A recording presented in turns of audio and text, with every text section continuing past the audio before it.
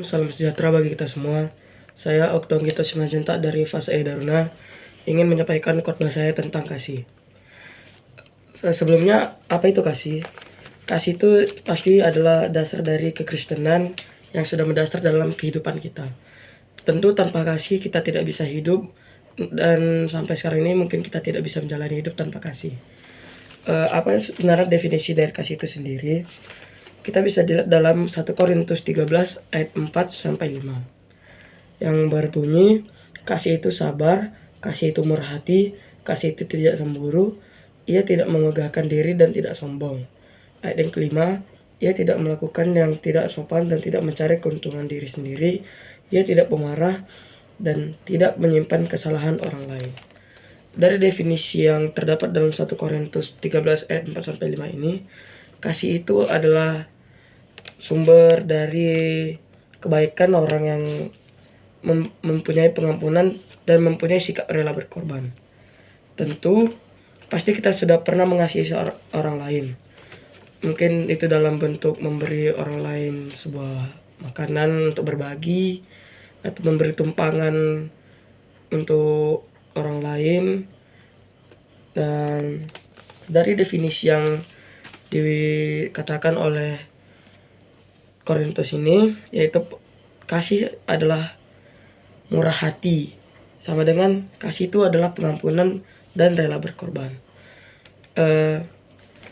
Kasih ini juga sudah diterapkan oleh Allah dan Tuhan Yesus kepada kita, yang didapatkan dalam ayat Yohanes 3 ayat 16 yang berbunyi, karena begitu besar kasih Allah akan dunia ini sehingga ia telah mengaruniakan anaknya yang tunggal, supaya setiap orang yang percaya memperoleh hidup yang kekal dan tidak binasa.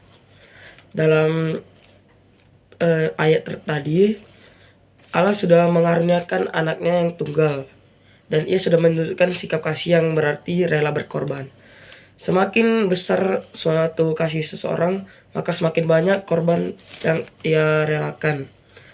Dan Allah sudah mengaruniakan dan mengasihi kita dengan cara mengaruniakan anaknya yang tunggal untuk menebus dosa kesalahan kita.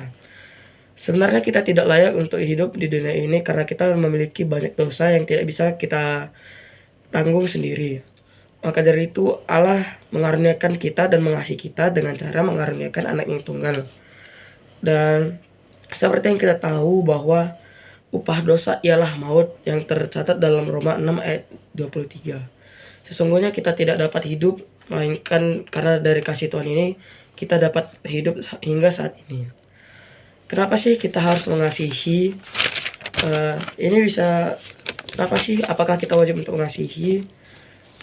Kita mendapat jawabannya dalam 1 Yohanes 4 ayat 8 yang berbunyi, barang siapa tidak mengasihi, ia tidak mengenal Allah, sebab Allah adalah kasih. Dan yang kita tahu sendiri, Allah sudah mengasihi kita dengan cara mengaruniakan anaknya sendiri. Dan dari sikap pengorbanan tersebut kita tahu bahwa Allah kita sendiri adalah Allah yang mengasihi, Allah yang mengampuni, dan Allah yang berkorban untuk kita pengikut-pengikutnya. Dan yang kita tahu ada hukum yang terutama dan hukum yang utama yang terdapat dalam Markus 12 ayat 30 sampai 31 yang berbunyi, kasihilah Tuhan Allahmu dengan segenap hatimu dan dengan segenap jiwamu dan dengan segenap akal budimu dan dengan segenap kekuatanmu.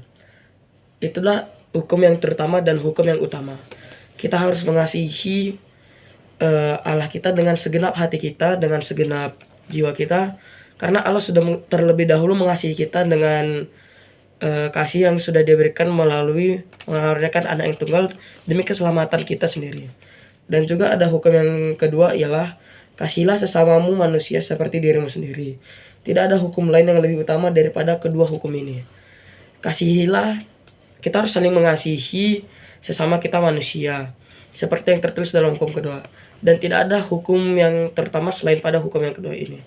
Sehingga kita harus saling mengasihi sesama manusia, dan tidak lupa hukum yang terutama adalah kita harus mengasihi Allah kita seperti dengan segenap jiwa kita, seperti Ia telah mengasihi kita dengan cara mengaruniakan Anak yang tunggal. Mungkin itu saja khotbah atau penyampaian firman saya tentang kasih. Demikian, terima kasih. Shalom.